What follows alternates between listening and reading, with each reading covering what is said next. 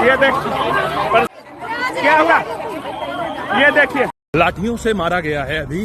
लाख करोड़ के घोटाले, आप क्या अपनी नौकरी से 50,000 रुपए की उम्मीद कर रहे हैं, जहाँ इतने बड़े बड़े स्कैम चल रहे हैं। साहब, ये कोई अपराधी नहीं है जिसे आप कॉलर पकड़कर डंडे मारकर डिटेन कर रहे हैं। ये वो टीचर है जो आपके और हमारे बच्चों का भविष्य का निर्माण करते हैं। ये वो शिक्षक है जिन्होंने दिन रात मेहनत करके लाखों बच्चों को सपने देखना सिखाया है। लेकिन आज नीतू मैम और उनके जैसे शिक्षकों के साथ क्या हो रहा है? पुलिस की लाठियां, अपमान और बेरहमी। क्यों?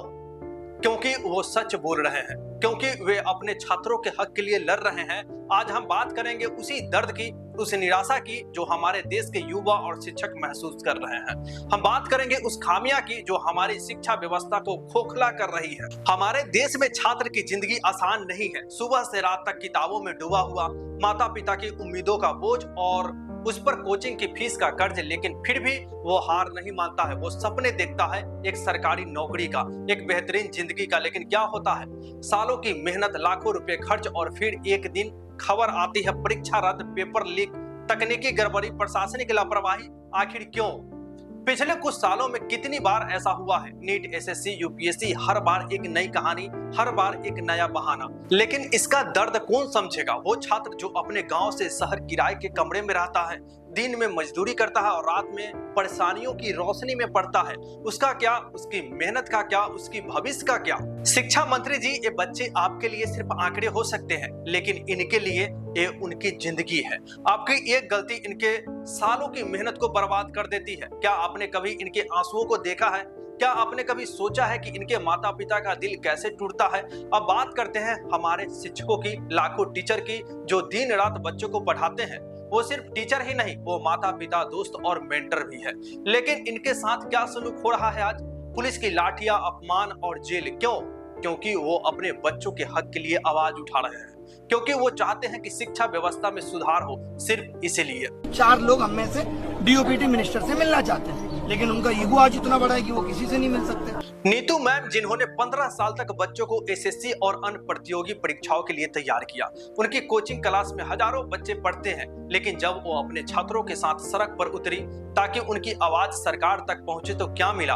पुलिस ने उन्हें अपराधी की तरह धक्का मुक्की की और डिटेन कर लिया। क्या यही सम्मान है हमारे शिक्षकों का? शिक्षा मंत्री जी, आप कहते हैं कि शिक्षक देश का भविष्य निर्माण करते हैं, लेकिन जब वही शिक्षक सड़कों पर उतरते हैं तो आप उन्हें अपराधी की तरह क्यों सलूक करते हैं? क्या उनकी बात सुनना आपका फर्ज नहीं है? क्या उनकी मेहनत का कोई मोल नहीं है? हमारी शिक्षा व्यवस्था में शिक्षकों का न तो सम्मान मिलता है और न ही सुरक्षा। उनकी आवाज को दबाया जाता है। अगर वो बच्चों के लिए बोलते हैं तो उन्हें लाठियां मिलती है। एक ऐसी व्यवस्था है जहां शिक्षक और छात्र दोनों ही अपमानित हो रहे हैं। लाठियों से मारा गया है अभी। ये हुआ है टीचर्स के साथ में, ये देख रहे हैं? ये हुआ है अभी, ये देखिए, ये देखिए, ये देख रहे हैं? ये टीचर्स है। आइए अब बात करते हैं उन समस्याओं की जो बार बार सामने आ रही है। पेपर लीक, तकनीकी खामियां, प्रशासनिक अव्यवस्था और पारदर्शिता में कमी।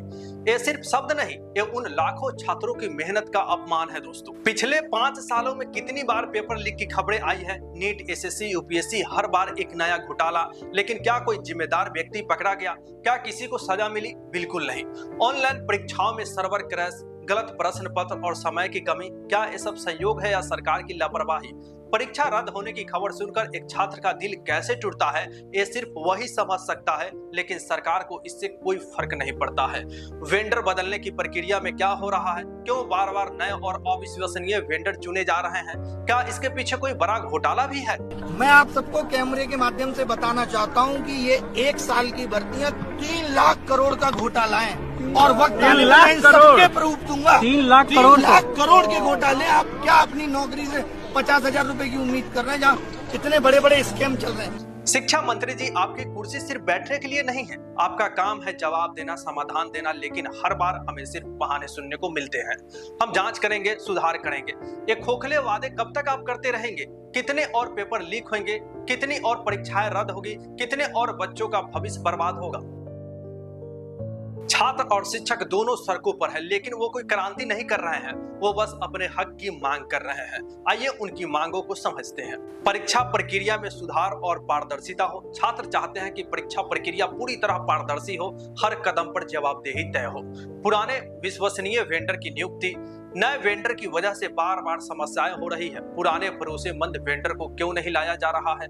तकनीकी खामियों की जांच हो, सर्वर क्रैश, गलत प्रश्न पत्र, इन सब की जांच हो और जिम्मेदार लोगों को सजा भी मिलनी चाहिए। रद्द परीक्षाओं के लिए मुआवजा। जिन छात्रों की परीक्षा रद्द हुई है उन्हें मुआवजा मिले। उनकी मेहनत और समय का नुकसान कौन भरेगा? एसएससी सीजीएल 2025 के लिए बेहतर प्रबंधन।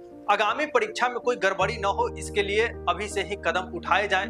ये मांगे कोई असंभव नहीं है, ये वो हक है जो हर छात्र और शिक्षक को मिलना चाहिए। लेकिन सरकार क्यों चुप है? क्यों इन मांगों को अनसुना किया जा रहा है? दोस्तों, ये सिर्फ शिक्षकों की लड़ाई नहीं है, ये सिर्फ उन छात्रों की लड़ाई नहीं है जो सड़कों पर है, ये हम सबकी लड़ाई है। क्योंकि अगर आज हम चुप रहें तो कल हमारे बच्चों का भविष्य इसी तरह बर्बाद होगा।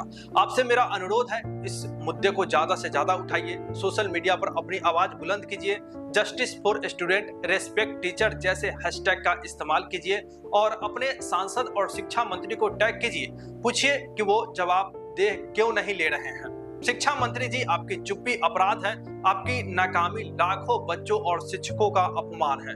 अगर आप इस व्यवस्था को ठीक नहीं कर सकते तो उस कुर्सी पर बैठने का आपको कोई हक नहीं है। हमारे शिक्षक और छात्र अपराधी नहीं है, वो इस देश का भविष्य है। उनकी आवाज को दबाने की कोशिश मत कीजिए, उनकी मेहनत का अपमान मत कीजिए। आइए हम सब मिलकर एक ऐसी शिक्षा व्यवस्था बनाएं जो निष्पक्ष हो, पारदर्शी हो और हर बच्चे के सपनों को उड़ान दे। इस लड़ाई में आपका साथ चाहिए। कमेंट कीजिए, शेयर कीजिए और अपनी आवाज उठाइए, क्योंकि जब तक हम चुप रहेंगे ये अन्याय चलता रहेगा।